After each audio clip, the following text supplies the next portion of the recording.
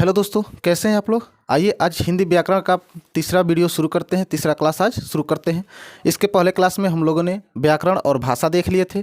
दूसरे क्लास में वर्ण, इसके प्रकार तथा उससे संबंधित ऑब्जेक्टिव कुछ प्रश्नों को, इसके अलावा महाप्राण, अल्पप्राण, घोष तथा अघोष वर्ण को देखे थे। इस क्लास में हम लोग संज्ञा, इसके प्रकार, इसके अलावा अन्य संज्ञाओं से भाववाचक संज्ञा कैसे बनाया जाता है, इसके अलावा इसके साथ साथ ऑब्जेक्टिव क्वेश्चन पूछता कैसे है उसको भी इसमें क्लियर करेंगे। इसके पहले वाले वीडियो अगर आप लोगों ने नहीं देखा है तो जा करके देख लीजिए, जिसका लिंक डिस्क्रिप्शन बॉक्स में डाल दिया गया है। इसके अलावा आप टेलीग्राम ग्रुप से भी ज्वाइन कर सकते हैं, वहाँ भी आपको टोटल वीडियो मिल जाएगा।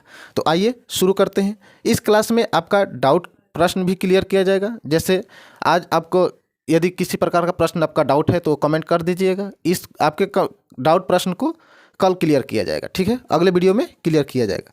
तो आइए शुरू करते हैं आज के क्लास को। संज्ञा क्या है तो देखिए, संज्ञा में हम लोग जानते हैं कि किसी विशेष वस्तु, स्थान, व्यक्ति, पदार्थ इत्यादि के नाम को हम लोग संज्ञा कहा जाता है। ठीक ऐसा ही इसमें हम लोग भी पढ़ेंगे कि संज्ञा क्या है। तो संज्ञा किसी विशेष व्यक्ति, वस्तु, पदार्थ इत्यादि के नाम को हम लोग संज्ञा कहते हैं। यानी कि सिंपल भाषा में किसी भी प्रकार का नाम हो वो क्या कहलाता है, संज्ञा कहलाता है। चाहे वह किसी प्राणी का नाम हो, वस्तु, स्थान, गुण, भाव, जिस प्रकार का नाम हो वह संज्ञा कहलाता है। जैसे देखिए वस्तु में आपका हर प्रकार का आ जाएगा।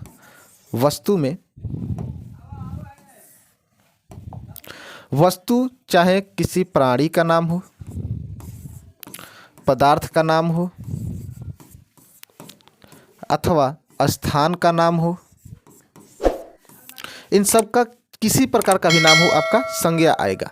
या गुण हो, गुण में चाहे किसी प्रकार के भी नाम हो, जैसे अच्छाई,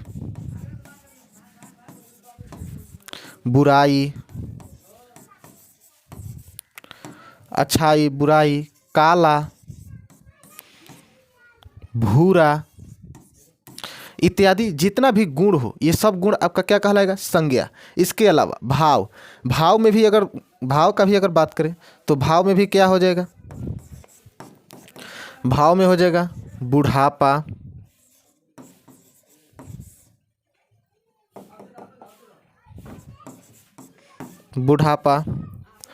जवानी,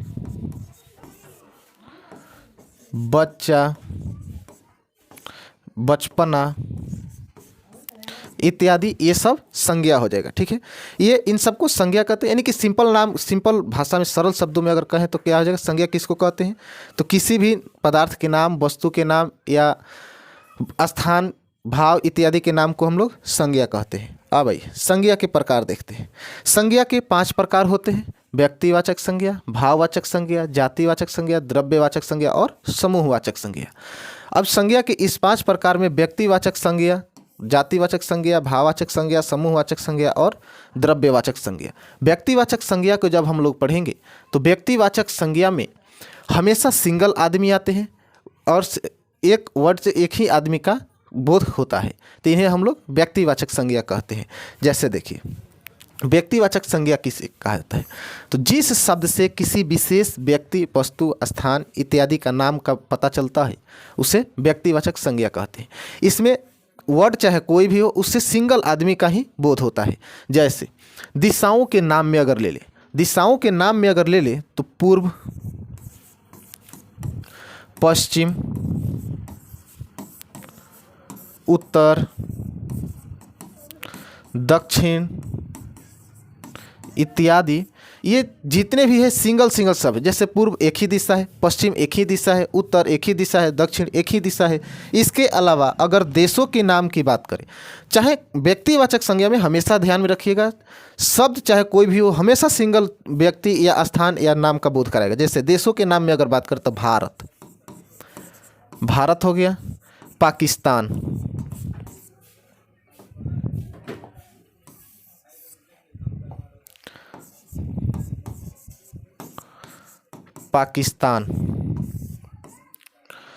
चीन, रूस इत्यादि, ये सब सिंगल सिंगल देशों के नाम है। भारत देश का तो कोई है नहीं धरती पे, या पाकिस्तान नाम का कोई नहीं है, या चीन नाम का नहीं है, या रूस नाम का कोई देश नहीं है। तो इस तरह से व्यक्तिवाचक जो है हमेशा सिंगल नाम को दर्शाएगा। जैसे नदियों के नाम में ले ले, तो नदियों के नाम में क्या हो जाएगा? गंगा, यमुना, सरस्वती, गोदावरी,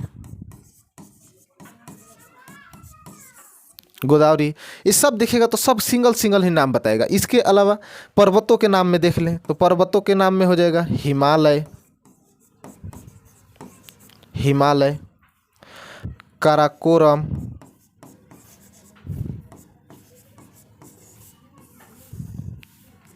काराकोरम, इत्यादि। ये सब जितने भी हैं ये सब के सब व्यक्तिवाचक में सिंगल नाम आएगा। फिर से समझिए व्यक्तिवाचक किसे कहते हैं। तो जिस संज्ञा से किसी खास व्यक्ति, वस्तु, स्थान इत्यादि के नाम को पता चले उसे व्यक्तिवाचक संज्ञा कहते हैं। इसमें हमेशा सिंगल आदमी का बोध होता है। चलिए अगला देखते हैं। संज्ञा के दूसरा प्रकार जातिवाचक संज्ञा। जातिवाचक संज्ञा किसे कहते हैं? तो समझिए, जातिवाचक संज्ञा उस संज्ञा को कहते हैं जिससे किसी समुदाय या जिससे कुल जाति का बोध होता है। जैसे लड़का, अगर लड़का की बात करें तो लड़का एक जाति शब्द है जिसमें जितने भी लड़के हैं टोटल लड़के आ जाएंगे। जितने भी इस धरती पे लड़के हैं इन सभी लड़कों को मिला करके एक वर्ड जो है लड़का है। तो इस तरह से ये लड़का एक जाति हो जाएगा। इस तरह से पशु पक्षियों की बात करें तो पशु हो या पक्षियों हो, सबकी समूह को या समुदाय को मिला करके एक वर्ड दिया गया है जिससे पशु या पक्षियाँ कहा जाता है। पक्षियों में जितने भी प्रकार के पक्षियाँ हैं सभी आ जाएंगी, पशुओं में जितने भी प्रकार के पशु हैं सभी आ जाएंगे। इस तरह से उन सबको मिला करके एक वर्ड दिया गया है जिसे पशु कहा जाता है या पक्षी कहा जाता है। वस्तु, नदी, मनुष्य, अगर नदी कहा जाए तो नदी से सारे इस धरती पर के सभी नदियों को मिला करके नदी कहा गया। अगर इनमें से किसी खास नाम आ जाता है, जैसे पहले में हमने व्यक्तिवाचक में नदियों के नाम में गंगा लिया था, तो अगर गंगा नदी की बात करें तो ये व्यक्तिवाचक हो जाएगा। लेकिन अगर केवल नदी की बात करें, इसमें किसी खास नदियों की नाम लेकर के ना कहें, केवल नदी की बात करें तो नदी आपका जातिवाचक हो जाएगा। इसी तरह से मनुष्य में इस धरती पर के सभी प्रकार के मनुष्यों को अगर मिला करके कहा जाए तो मनुष्य हो जाएगा, इसलिए मनुष्य जो है जातिवाचक हो जाएगा। लेकिन इसी में अगर किसी खास व्यक्ति की बात किया जाए, जैसे मान लीजिए राम, श्याम, मोहन, गीता, सीता, ये सब हो जाएंगे तो ये व्यक्तिवाचक संज्ञा में आएंगे। अगर एक आदमी का बोध हुआ तो व्यक्तिवाचक में आएगा, जबकि सभी आदमियों को मिला करके एक वर्ड का प्रयोग किया जाएगा तो वो जातिवाचक में आएगा। जैसे अब पहाड़ हो गया, पहाड़ में भी अनेक प्रकार के पहाड़ हैं, मनुष्य में भी अनेकों लोग हैं, पशु पक्षियों में भी अनेक पशु पक्षी हैं, नदी में भी अनेक प्रकार के नदी हैं, लड़का में बहुत सारे लड़के हैं। तो इन सबको मिला करके जातिवाचक संज्ञा कहा जाएगा। अगला देखते हैं। अगला है हमारा समूहवाचक संज्ञा। फिर से समझिए, समूहवाचक संज्ञा किसको कहेंगे? तो जिस संज्ञा से पूरे समूह का बोध होता हो या बहुत सारे लोगों को मिला करके अगर एक नाम दिया जाए, बहुत सारे चीज़ों को मिला करके एक नाम दिया जाए तो इसे हम लोग क्या कहेंगे? समूहवाचक संज्ञा कहेंगे। जैसे देखिए, जिस संज्ञा शब्द से वस्तुओं के समूह या समुदाय का बोध होता है उसे समूहवाचक संज्ञा कहा जाता है। जैसे देखिए, इसमें अगर बात करें तो समूह में क्या हो जाएगा? एग्जाम्पल के रूप में अगर बात करें क्या हो जाएगा? सेना,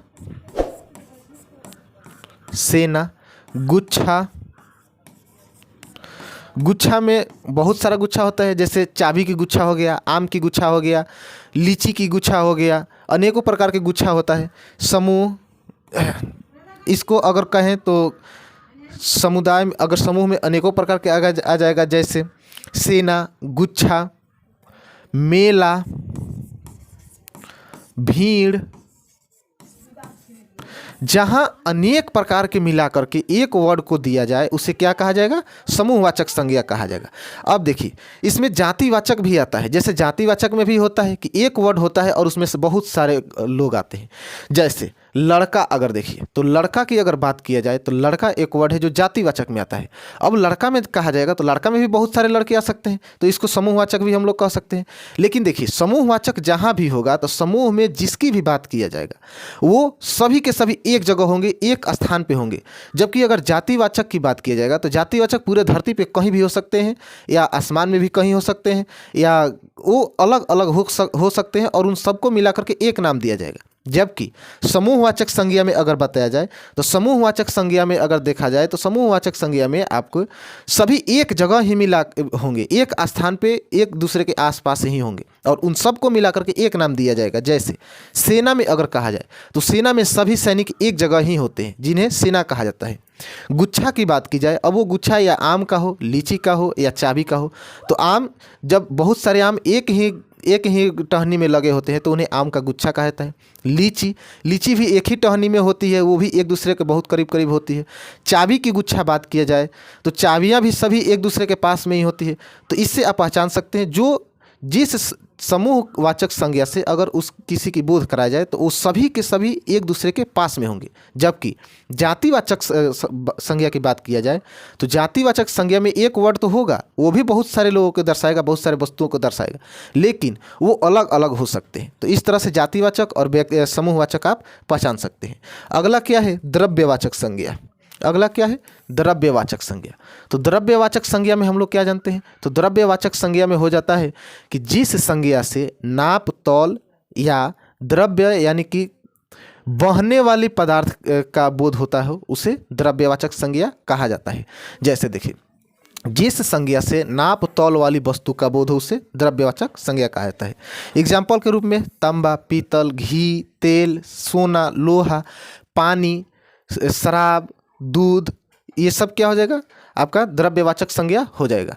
अब इसमें देखा जाए तो तांबा और पीतल ये ठोस अवस्था में होते हैं, तो फिर भी इन्हें द्रव्यवाचक संज्ञा क्यों कहा जाता है? क्योंकि ये तांबा और पीतल ठोस बनाए जाते हैं, ये तरल अवस्था में पाए जाते हैं। ये तरल अवस्था में, इसके अलावा सोना, ये तरल अवस्था में पाए जाते हैं, इसलिए इन्हें द्रव्यवाचक संज्ञा कहा जाता है। इसके अलावा अगर बात करें तो पानी, ये लिक्विड फॉर्म में ही होता है, तेल, ये लिक्विड फॉर्म में ही होता है। तो इस तरह से ये सभी के सभी क्या हो जाएगा? द्रव्यवाचक संज्ञा हो जाएगा। अब अगला देखिए, भाववाचक संज्ञा किसे कहते हैं? भाववाचक संज्ञा की अगर बात करें तो भाववाचक संज्ञा में हमेशा आपकी भावनात्मक बातें होंगी, जैसे भावों से जुड़े होंगे, जैसे अच्छाई, बुराई, बुढ़ापा, ईमानदारी, ये बचपना, लड़कपन, झगड़ालू, ये सब जो है भावनात्मक जुड़े होंगे। तो इसकी परिभाषा क्या हो जाएगा? जिस शब्द से किसी प्राणी या पदार्थ के गुण, दोष, भाव, स्वभाव, अवस्था इत्यादि का बोध हो या उस सब का पता चले तो उस शब्द को हम लोग क्या कहते हैं? तो भाववाचक संज्ञा कहते हैं। जैसे देखिए, ईमानदारी, बेईमानी, बुढ़ापा, जवानी, दयालु, बड़ाई, ये सब चीज़ क्या हो जाएगी? चालाकी, गरीबी, बचपना, ये सब हो जाएगी हम लोग का भाववाचक संज्ञा हो जाएगी, भाववाचक संज्ञा हो जाएगी। अब देखिए, ये पूरी संज्ञा के फॉर्म में आपसे हो सकता है इन सबसे अलग अलग सवाल पूछ दे। जैसे देखिए, जैसे अगर व्यक्तिवाचक संज्ञा की बात करें तो व्यक्तिवाचक संज्ञा में हो सकता है आपको किसी एक का नाम दे दे और इससे पूछ दे कि इनमें से कौन सा संज्ञा व्यक्तिवाचक संज्ञा है, कौन सा शब्द व्यक्तिवाचक संज्ञा है, या इन सब में से बहुत सारे प्रश्न में ही कोई एक नाम दे दे, इसमें से पूछे कि यह शब्द किस संज्ञा का उदाहरण है। जैसे अगर हम बात करें,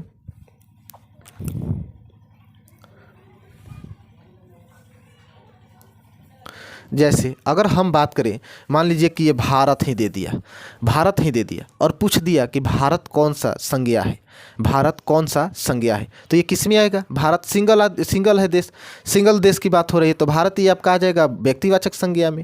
इसके अलावा ये भी पूछ सकता है कि निम्नलिखित में से कौन सा व्यक्तिवाचक संज्ञा का उदाहरण है, और हो सकता है अलग अलग संज्ञाओं में से अलग अलग उदाहरण दे और व्यक्तिवाचक में से कोई एक दे दे। जैसे भारत को ही ले लीजिए, भारत को भी दे सकता है और पूछ सकता है कि इनमें से निम्नलिखित में से कौन सा आपका व्यक्तिवाचक संज्ञा है।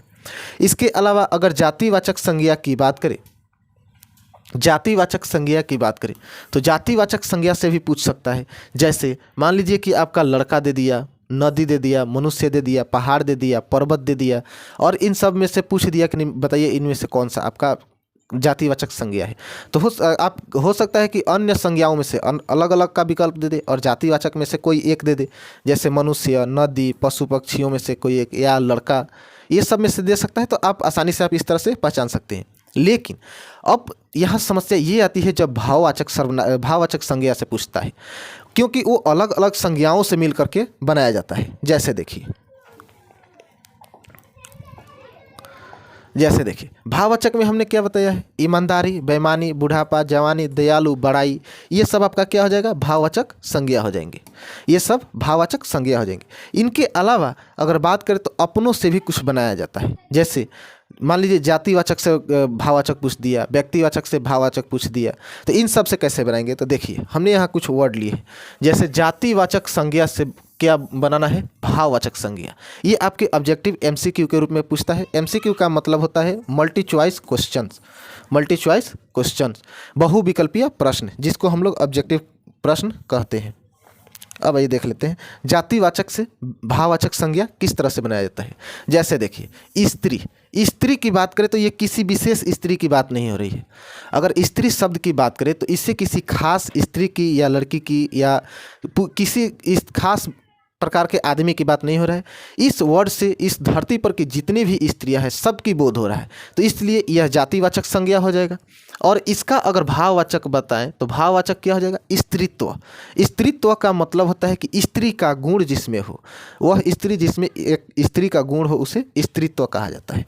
इसी तरह से अगर बात करें मनुष्य, तो मनुष्य भी एक जातिवाचक संज्ञा है, क्योंकि पृथ्वी पर के सारे मनुष्य का बोध होता है। तो मनुष्य से क्या हो जाएगा, तो मनुष्यता।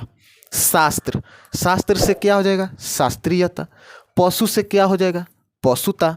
लड़का से क्या हो जाएगा, लड़कपन। दास से क्या हो जाएगा, दासत्व। जाति से क्या हो जाएगा, जातीयता। बच्चा से क्या हो जाएगा, बचपना होगा। नारी से क्या हो जाएगा, नारीत्व। बूढ़ा से क्या हो जाएगा, बुढ़ापा। यानी कि अगर आप इस तरफ के सारे वर्ड को अगर देखेंगे तो ये सब कहीं ना कहीं जातिवाचक संज्ञा को दर्शाएगा। इसके अलावा अगर इधर की बात करें तो ये किसी ना किसी रूप में आपको भाववाचक दिखाएगा, यानी कि भावनात्मक बातें बताएगा।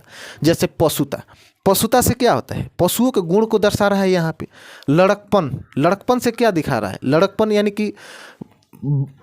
कि जैसे छोटे बच्चे जैसे लड़ते झगड़ते रहते हैं, चिढ़ते रहते हैं, उसका मतलब लड़कपन हो गया।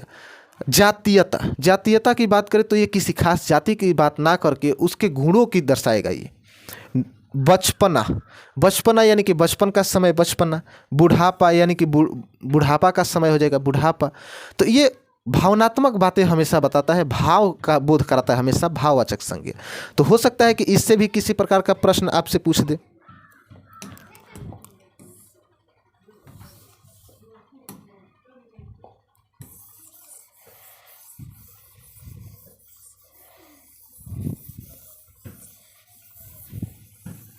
जैसे देखिए अब भाववाचक संज्ञा को कैसे पूछता है। जैसे देखिए मान लीजिए आपका एक बच्चा शब्द दे दिया, अब कहेगा कि बच्चा शब्द का भाववाचक संज्ञा बताएं। तो बच्चा शब्द का भाववाचक संज्ञा क्या होगा, बचपना। बच्चा शब्द का भाववाचक संज्ञा क्या होगा, बचपना। ऐसा ही कुछ ऑब्जेक्टिव हमने कलेक्ट किया है। जैसे देखिए आपका यहाँ पे क्या दिया है, ये आपका एक सवाल है जो 2019 के कंपार्टमेंटल में पूछा हुआ है। ये सवाल आपके 2019 के कंपार्टमेंटल में पूछा हुआ है। जैसे देखिए गंगा पवित्र है, वाक्य में गंगा कौन सी संज्ञा है। अब बताइए वाक्य में गंगा कौन सी संज्ञा है। तो गंगा एक नाम है, वह एक नदी की बात हो रहा है। ये आपका सभी नदियों को नहीं दर्शा रहा है। अब यहाँ पे देख लीजिए, जैसे नदियों के नाम में हमने बताया था कि अगर किसी भी एक नदी का नाम आता है तो आपका व्यक्तिवाचक संज्ञा हो जाएगा। चाहे गंगा हो, यमुना हो, गोदावरी हो, सरस्वती हो, कृष्णा हो, या कोई भी नदी का एक केवल अगर नदी का नाम देकर के पूछे वो आपका व्यक्तिवाचक संज्ञा में हो जाएगा। ठीक है, अब इसमें देख लीजिए गंगा कौन सा वाक्य है, तो ये व्यक्तिवाचक संज्ञा हो जाएगा। ये आपका व्यक्तिवाचक संज्ञा हो जाएगा। गंगा आपका व्यक्तिवाचक संज्ञा हो जाएगा। इसी तरह से अगर दूसरे की बात करें, अगर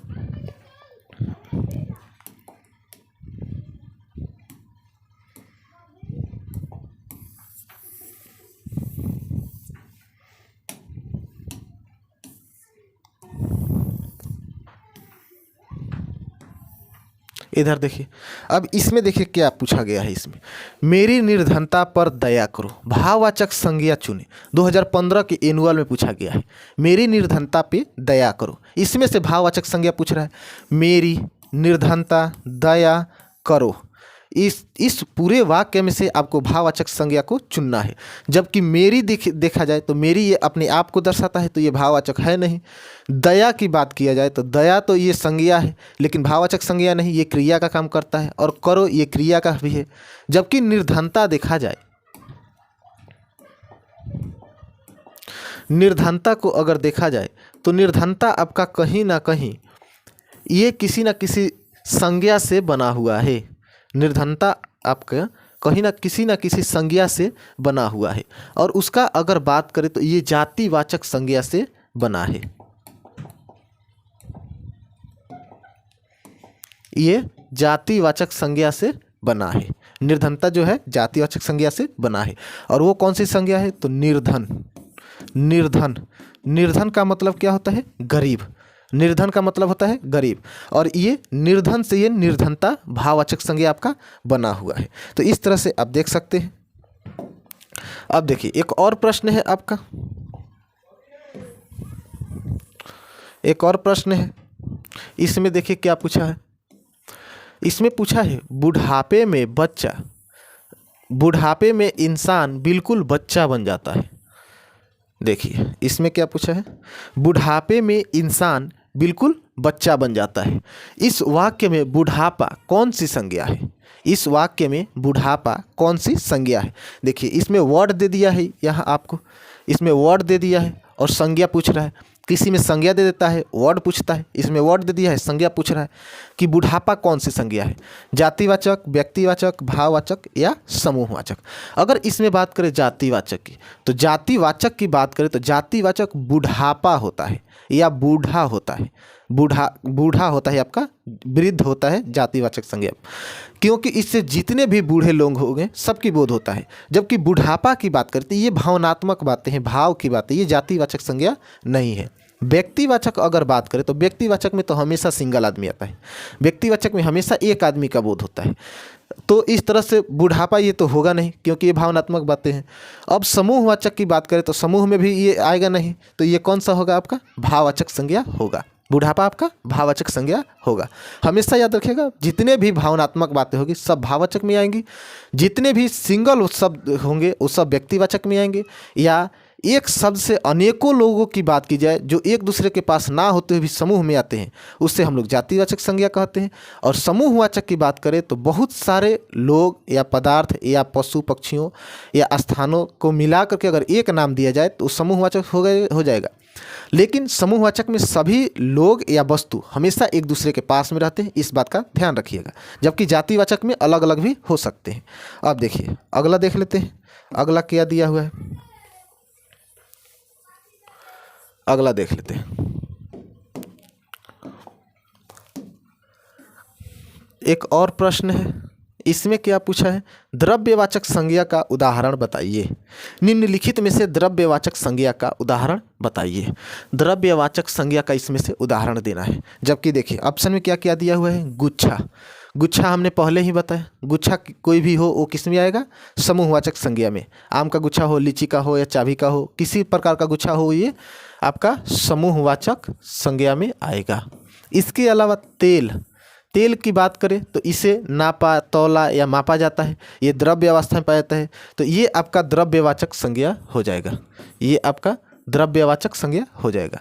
जबकि शहर की बात करें तो शहर आपका जातिवाचक में आएगा, जातिवाचक में आएगा। ये समूहवाचक में नहीं आएगा। शहर आपका समूहवाचक में नहीं आएगा, क्योंकि सभी शहर एक जगह नहीं होते, ये अलग अलग होते हैं। तो शहर शब्द से अनेकों शहर की जानकारियाँ मिलती है, लेकिन वो एक जगह नहीं रहते हैं। इस तरह से ये समूहवाचक नहीं होगा। जबकि कक्षा की बात करें तो कक्षा अलग अलग कक्षा भी होता है, तो इस तरह से ये भी द्रव्यवाचक नहीं होगा। तो द्रव्यवाचक क्या हो जाएगा? तेल ऑप्शन जो है हमारा बिल्कुल सही होगा। अब देखिए, अब डाउट प्रश्न एक था आप लोगों का। कल हम पिछली वीडियो में हम लोगों ने जब वर्ण और स्वर वर्ण, व्यंजन वर्ण, महाप्राण, अल्पप्राण, घोष और अघोष पढ़े थे, उसमें वर्णों का उच्चारण स्थान भी देखे थे। उसमें एक डाउट प्रश्न था, कमेंट में किसी ने किया है कि नासिक वर्ण किसको कहा जाता है? नासिक वर्ण किसको कहा जाता है? तो देखिए जितने भी वर्ग हैं, जैसे क वर्ग की बात किया जाए, क वर्ग, च वर्ग, ट वर्ग, त वर्ग, प वर्ग, ये जितने भी वर्ग हैं इन सब की लास्ट वर्ण जो होता है, जैसे क वर्ग में लास्ट क्या होता है? अंग। च वर्ग में लास्ट का क्या होता है? इय। ट वर्ग में लास्ट में अड़ होता है। त वर्ग के लास्ट में न होता है और प वर्ग के लास्ट में म होता है। तो ये लास्ट वाला जितने भी वर्ग हैं सबके लास्ट वाला जो वर्ण होता है, जो अक्षर होता है, ये आपका नासिक वर्ण कहलाता है। ये आपका नासिक वर्ण कहलाता है। इनकी संख्या टोटल जो है 5 होता है। इनकी संख्या 5 होती है। नासिक वर्ण की संख्या 5 होती है और इन सब की उच्चारण में नाक की मदद लिया जाता है, इसलिए इन सबको नासिक वर्ण कहते हैं। आशा करता हूँ आप लोगों को अच्छा लगा।